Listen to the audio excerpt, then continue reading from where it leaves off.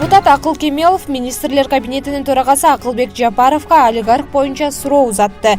Сиз олигархтар жөнүндө айттыңыз, өзүңүз аларга таандыксызбы же жокпу деп сурады ал жогорку кеңештин жыйынында. Мен олигарх эмесмин, негизи эле бизнес менен алектенген эмесмин. Аялым ишкер болчу, бирок эч качан тендерге, келишимге же буйрутмаларга катышкан эмес. Ал таттууларды алып келип сатчу. Массалык контрабанда башталганда токтотуп койгон, деди Жапаров. Жапаровдун айтымында аялы 10 жылдын ичинде 1,4 миллиард сом салык төлөгөн. Кемелов ошондой эле Жапаров менен салыктан качкан делген МИЗ акционердик коомунун байланышы тууралуу сурады. Атамбаев бир убакта 3 кылмыш ишин ачты, бирок ал жерде менин изимди тапкан жок. Билишимче, компания кредитти толугу менен төлөп берди, деди Жапаров. Жалал Абад шаарында төрөлгөн 3Мдин ата-энесине жергиликтүү бийлик тарабынан 2 бөлмөлүү батир берилди. Бул тууралуу шаардык мэриянын маалымат катчысы Кабыл Көчкөнбай уулу билдирди. Анын айтымында батирдин ачкычын шаар мэри Эрнисбек Ормоков шаардык кеңештин төрагасы Нуртилек Орозбаев тапшырды. 3Мге турак жай сатып алууга жергиликтүү бюджеттен 1 миллион 800 миң сом акча каражаты бөлүнгөн.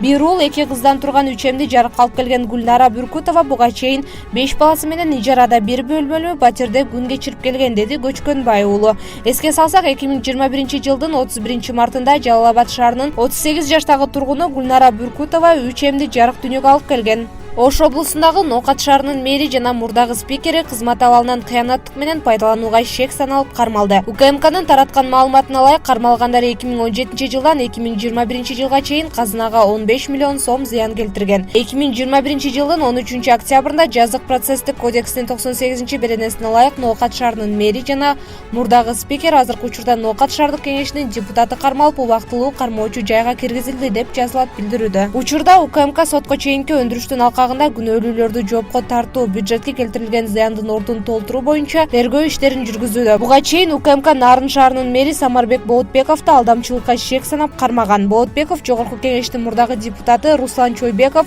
2020 жылдагы парламенттик шайлоодо 300 миң доллар алган деп тергелип жаткан иштин алкагында шектүү катары камакка алынган.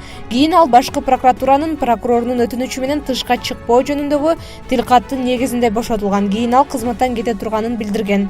Россия өкмөтүнүн төрагасы Михаил Мишустин Акылбек Жапаровду министрлер кабинетинин төрагалыгына дайындалышы менен куттуктады. Бул туурасында өкмөттүн маалымат кызматынан кабарлашты. Ал Россия менен Кыргызстанды достук, өнөктөштүк жана союздук мамилелер бириктирип тураарын айткан. Өкмөттүк линия боюнча биргелешкен активдүү иштер практикалык кооперацияны мындан ары чыңдоого, жаңы өз ара пайдалуу демилгелерди илгерилетүүгө өбөлгө түзөт деп ишенем, деди Мишустин. Россия өкмөтүнүн төрагасы Жапаровго чың ден соолук, бакубаттуулук жана жооптуу кызматта ийгиликтерди каалаган. Бишкек шаардык соту бүгүн 14 октябрда ички иштер министринин мурдагы орун басары Курсан Асановдун бөгөт чарасын карап, райондук соттун чечимин күчүндө калтырды. Бул тууралуу адвокат Чынара Жакупбекова билдирди. Ушул эле күндү шаардык соттун имаратынын алдында Асановдун 50 чукул тарапкери топтолуп аны бошотууну талап кылып турушту. 16 сентябрда 1 май райондук соту Асановдун бөгөт чарасын карап, аны Ысык Ата районунун Төмөнкү Нооруз айылындагы өзгөчө оор кылмыш жасагандар отурган номер 50 тергөө абагына 2 айга камоо чечимин чыгарган.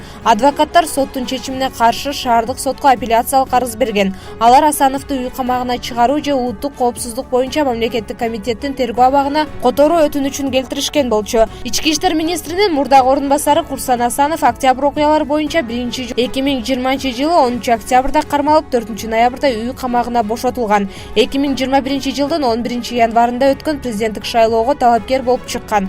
2021 жылы 26 январда октябрь окуялары учурунда ички иштер министрлигинин имаратын басып алган деп кайра камалган. 12 апрелде үй камагына бошотулган. Асанов 14 сентябрда кайра камалды. Бул жолу ички иштер министрлиги Курсан Асанов башка адамдар менен бирге алдын ала сүйлөшүп, бийликти күч менен басып алууга активдүү даярданып уюштуруп жүргөн деген шек менен жазык кодексинин 309 беренесинин негизинде шектүү катары кармаганын билдирген.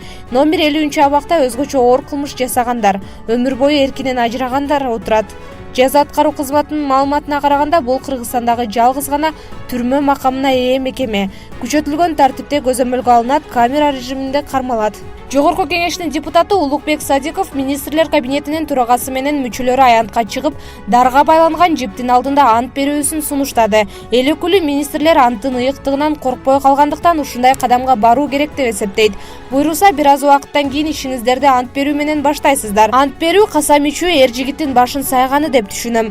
Биз 30 премьер-министр, жүздөгөн министрлердин касам ичип келгенин көрдүк. Бирөөнүн дагы башы калган жок ушул жерде. Аз жегенин аш болсун деп көп жегенин бир аз кустуруп жөнөттүк. Анттын ыйык экенин сезбесеңиздер анда эмнеге ант бересиңер? Андай болсо аянтка чыгыңыз, ошол жерге дарды коюп 2 метр жипти тиктеп туруп ант берип көрүңүздөрчү. Акылбек Усенбекович, артыңызда канча адам калганын ошондо көрөт элек, деп кайрылды Садиков. Маданият, маалымат, спорт жана жаштар саясаты министри болуп дайындалган Азамат Жаманкулов бүгүн 14 октябрда расмий түрдө ишке киришти. Министрликтин басма сөз кызматынан билдиришкендей, министр кечээ жалпы эмгек жамаатка тааныштырылды. Белгилей кетсек, 13 октябрда Жогорку Кеңеш министрлер кабинетинин жаңы курамы боюнча токтом долбоорун кабыл алды. Ага ылайык Азамат Жаманкулов Маданият, маалымат, спорт жана жаштар саясаты министрлигин жетектей турган болду.